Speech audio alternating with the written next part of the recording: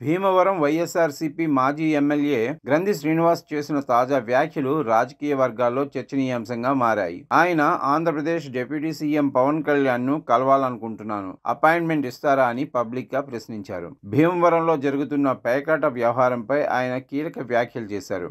ముఖ్యమంత్రి చంద్రబాబు నాయుడు ఈ వ్యవహారంపై కఠిన చర్యలు తీసుకోవాలని కోరుతూ పవన్ కళ్యాణ్ కూడా ఈ అంశంపై స్పందించాలని డిమాండ్ చేశారు. పవన్ కళ్యాణ్ అపాయింట్మెంట్ ఇస్తే భీమవరంలో జరుగుతున్న అక్రమాలన్నీ బయట పెడతానని గ్రంథి శ్రీనివాస్ తెలిపారు. అలాగే కూటమి ప్రభుత్వం ఏర్పడి 16 నెలలు గడిచినా గత 14 నెలలుగా క్లబ్బుల నుంచి డబ్బులు వసూలు చేస్తున్నారని ఆరోపించారు. 2 నెలలుగా ఆ వసూళ్లు ఆగిపోవడంతోనే డీఎస్పీపై ఫిర్యాదు చేసినట్లు పేర్కొన్నారు. డిప్యూటీ స్పీకర్ రఘురామకృష్ణంరాజు డీఎస్పీ వ్యవహారంపై చేసిన వ్యాఖ్యల్లో చాలా నిజముందని కూడా ఆయన సమర్థించారు. గ్రంథి శ్రీనివాస్ అధికార కూటమి నాయకులపై తీవ్ర ఆరోపణలు చేస్తూ దొంగలు ఎవరో తెలుసుకోవడానికి పోలీస్ విచారణ అవసరం లేదు, కూటమి నాయకులనే అడిగితే సరిపోతుంది అన్నారు. అలాగే ఒక ప్రజాప్రతినిధి క్లబ్బులు, మద్యం షాపుల నుంచి నెలమామూళ్లు వసూలు చేస్తున్నారని, మంచినీటి పథకం పేరుతో 50 ఎకరాలు తమ పేరున రాయించుకున్నారని ఆరోపించారు. మితభాషిగా ఉండి రాముడి పేరు పెట్టుకున్నంత మాత్రాన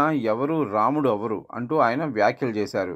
అలాగే భీమవరం నుంచి కలెక్టరేట్ను తరలించే నిర్ణయానికి తాను తీవ్రంగా వ్యతిరేకమని, అవసరమైతే న్యాయ పోరాటం చేస్తానని స్పష్టం చేశారు. పేకాట వ్యవహారంపై పవన్ కళ్యాణ్ స్పందించడాన్ని స్వాగతిస్తున్నానని, ఆయనను కలిసి అన్ని విషయాలు చెప్పాలనుకుంటున్నానని చెప్పారు. అయితే నాకు అపాయింట్మెంట్ ఇస్తారో లేదో తెలియదు అని అన్నారు. డీఎస్పీ జయసూర్య పేకాట వ్యవహారాన్ని ఆపినప్పటి నుంచే కొందరికి ఆయనపై వ్యతిరేకత మొదలైందని అన్నారు. రఘురామకృష్ణరాజు చెప్పిందే నిజమే, అసలు దొంగ ఎవరనేది పవన్ కళ్యాణ్ తెలుసుకోవడానికి 1 నిమిషం కూడా పట్టదు అని అన్నారు.